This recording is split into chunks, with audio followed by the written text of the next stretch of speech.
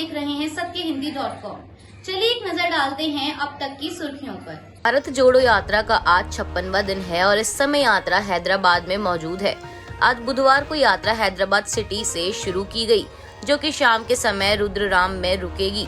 7 सितंबर को कन्याकुमारी से शुरू हुई है यात्रा। अब तक करीब 1350 किलोमीटर तक का सफर तय कर चुकी है और 7 नवंबर को यात्रा महाराष्ट्र में प्रवेश करेगी। वहीं खबर है कि एनसीपी चीफ शरद पवार भी इस दौरान यात्रा में शामिल होंगे। कांग्रेस की भारत जोड़ो यात्रा इस समय हैदराबाद में है और इस बीच मंगलवार को यात्रा के दौरान हैदराबाद में एक जनसभा को संबोधित करते हुए राहुल गांधी ने बीजेपी पर निशाना साधते हुए कहा कि हमारी यात्रा नफरत और हिंसा के खिलाफ है। बीजेपी आरएसएस नफरत फैलाने का काम करती है, भाई भाई को लड़ाने का काम करती हैं। इससे देश मजबूत नहीं कमजोर होता है। इस यात्रा को कोई ताकत नहीं रोक सकती। ये यात्रा भारत की असली आवाज है। राहुल गांधी ने आगे कहा कि मैंने सोचा था कि देश में प्रदूषण के मामले में दिल्ली नंबर 1 पर है, लेकिन दिल्ली से भी ज्यादा प्रदूषण हैदराबाद में है। लोकसभा और राज्यसभा में बिल पास कराने में टीआरएस बीजेपी की मदद करती है। बीजेपी और टीआरएस पर कड़ा हमला बोलते हुए राहुल गांधी ने कहा, बीजेपी और टीआरएस एक साथ काम करते हैं। ये चुनाव से पहले केवल ड्रामा करते हैं। मोदी जी और तेलंगाना के सीएम के बीच फोन पर बात होती है। पीएम के इशारे पर तेलंगाना के सीएम काम कर रहे हैं। देश की पूंजी मोदी जी अपने मित्रों को बेच रहे हैं। केसीआर जमीन हड़प रहे हैं, सिंचाई प्रोजेक्ट से पैसा हड़प रहे हैं। प्रधानमंत्री जी अब सिलेंडर और पेट्रोल की महंगाई पर बात नहीं करते। कांग्रेस अध्यक्ष बनने के बाद भारत जोड़ो यात्रा में शामिल हुए मल्लिकार्जुन खड़गे ने अपने पहले सार्वजनिक संबोधन में मंगलवार को कहा कि कांग्रेस राहुल गांधी के नेतृत्व में गैर भाजपाई सरकार देगी। खड़गे ने कहा कि अगर कोई गैर भाजपाई सरकार लाएगा तो राहुल गांधी के नेतृत्व में, कांग्रेस के नेतृत्व में हम यह करेंगे। इसके साथ ही खड़गे ने प्रधानमंत्री नरेंद्र मोदी पर तीखा हमला करते हुए उन पर हर दिन झूठ फैलाने का आरोप लगाया, जो लंबे समय में देश को बर्बाद कर सकता है। उन्होंने कहा कि भारत जोड़ो यात्रा को भारी संख्या में युवाओं का समर्थन मिल रहा है, क्योंकि मोदी 2014 के लोकसभा चुनाव के दौरान किए गए 2 करोड़ नौकरियों के वादे को पूरा करने में विफल रहे हैं। साथ ही खड़गे ने गुजरात चुनाव की घोषणा में हुए विलंब को लेकर कहा कि क्योंकि प्रधानमंत्री मोदी को मोरबी में गिरे पुल जैसे और पुलों का उद्घाटन करना है, इसलिए गुजरात चुनाव की घोषणा में विलंब हुआ। आम आदमी पार्टी के मंत्री सत्येंद्र जैन इस समय लगातार सुर्खियों में बने हुए हैं। इस बीच दिल्ली की तिहाड़ जेल में बंद सत्येंद्र जैन पर जांच एजेंसी ईडी ने जेल में ऐश करने का आरोप लगाया है।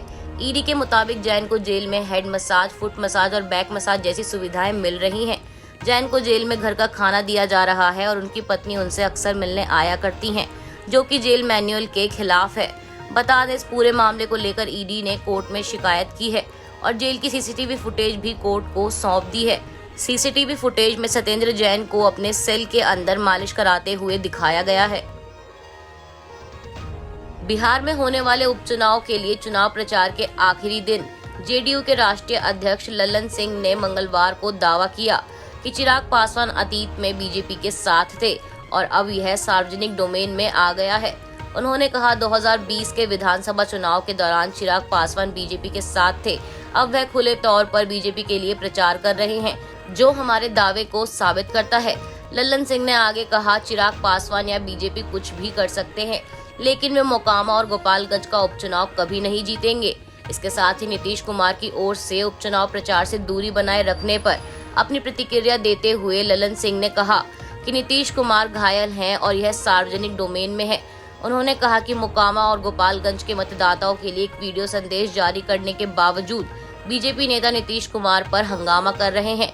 नीतीश ने इन दोनों निर्वाचन क्षेत्रों के मतदाताओं से आरजेडी उम्मीदवारों के पक्ष में मतदान करने की अपील की। मैं बीजेपी से पूछना चाहता हूं कि नरेंद्र मोदी उपचुनाव प्रचार के लिए क्यों नहीं आ रहे हैं। विदेश मंत्री एस जयशंकर ने सीपीईसी को लेकर चीन को जमकर सुनाया है और नसीहत भी दी है। उन्होंने कहा कि शंघाई सहयोग संगठन के क्षेत्र में आने वाले प्रोजेक्ट्स को लेकर चीन को इस बात का ध्यान रखना चाहिए कि किसी देश की अखंडता और संप्रभुता को नुकसान न पहुंचे। एससीओ काउंसिल ऑफ हेड्स की वर्चुअल बैठक में संबोधन के दौरान विदेश मंत्री ने चीन और पाकिस्तान के संबंधों की तरफ इशारा करते हुए खरी खोटी सुनाई। बता दें कि इस बैठक की अध्यक्षता चीन ही कर रहा था। एससीओ की इस बैठक के बाद संयुक्त वार्ता में भी भारत ने चीन के बेल्ट एंड रोड इनिशिएटिव का विरोध किया। जयशंकर ने ट्वीट करके कहा कि एससीओ क्षेत्र में बेहतर कनेक्टिविटी की जरूरत है, जिससे कि केंद्रीय एशिया के हितों का ध्यान रखा जा सके। उन्होंने कहा कि कनेक्टिविटी प्रोजेक्ट के बारे में भी ध्यान रखना जरूरी है कि अंतर्राष्ट्रीय कानून का उल्लंघन न हो और सदस्य देशों की संप्रभुता को नुकसान न पहुंचे। हालांकि जयशंकर ने अपने संदेश के दौरान किसी भी देश का नाम नहीं लिया, लेकिन यह स्पष्ट है कि भारत लंबे समय से चीन पाकिस्तान आर्थिक गलियारे का विरोध करता रहा है। यह गलियारा पाकिस्तान के कब्जे वाले कश्मीर से होकर गुजरता है। भारत उन कुछ देशों में शामिल है जिसने BRI का विरोध किया है। वहीं कई देशों का कहना है कि चीन ने दूसरे देशों की कंपनियों के लिए इस प्रोजेक्ट में रास्ता नहीं खोला है। हाल ही में ट्विटर के नए मालिक बने Elon Musk social media platform Twitter में कई बदलाव कर रहे हैं और अब इसी बीच उन्होंने इस बात का ऐलान किया है कि लोगों को अपने अकाउंट्स में ब्लू टिक के लिए हर महीने $8 देने होंगे। उन्होंने ट्वीट कर इस बात की जानकारी दी। बता दें, ट्विटर के ब्लू टिक को लेकर पहले से ही तरह तरह की बातें चल रही थी और अब उन्हीं सब बातों को विराम देते हुए मस्क ने मंगलवार को ब्लू टिक के लिए $8 प्रति महीने की राशि तय कर दी है। हालांकि उन्होंने यह स्पष्ट नहीं किया है कि ये चार्ज सभी देशों में एक समान होगा या फिर अलग अलग। इसके साथ ही एलॉन मस्क ने कहा कि $8 प्रति महीने के शुल्क में यूजर्स को कई तरह की सुविधाएं मिलेंगी। लोगों के अकाउंट्स का स्पैम और स्कैम से बचाव हो सकेगा।